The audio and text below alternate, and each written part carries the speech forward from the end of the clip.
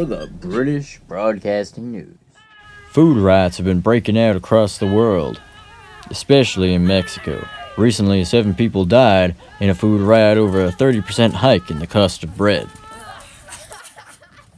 With all these riots going on, it's pretty clear to me that we risk replacing a culture of cheap and plentiful present with one of hyper expense and scarcity in just a few years' time.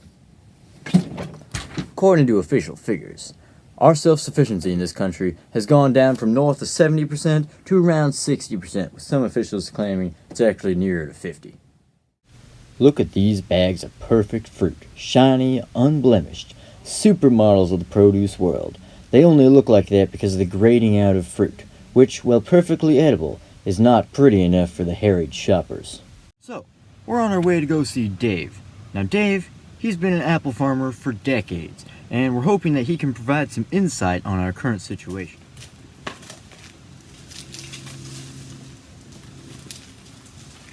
Hi, Farmer Dave.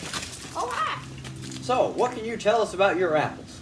I stopped selling my apples to supermarkets because they made me grade out 30% of my apples. See anything wrong with my apples? That's not an apple, Dave.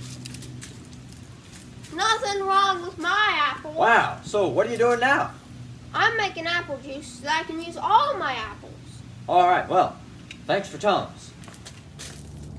This whole societal dislike for food that just doesn't look good is putting farmers out of business. That's why Britain, which is a country perfectly suited to growing apples, is now importing 70% of those we eat.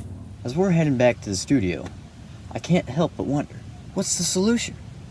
Well, we'll find out after a brief message from our sponsors. Hello and welcome. Are you tired of having shabby and discolored oranges and mutant tomatoes? Well, say no more. You buy from Stater Joe's, your food will look so good that you won't even want to eat it. Welcome back to the British Broadcasting News. And remember, buy your food from Stater Joe's for quality you can see. When we left off, we were discussing the coming food security storm due to farmers being unable to finance their farms. This is in part due to the fact that back in the early 90s, we used to spend 20% of our wages on food. Nowadays, it's closer to 10%.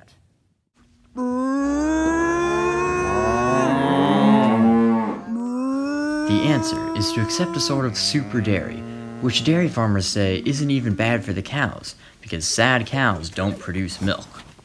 Oh, yeah, that's what he said. What he said, yeah. I agree with that. Right. He can be trusted.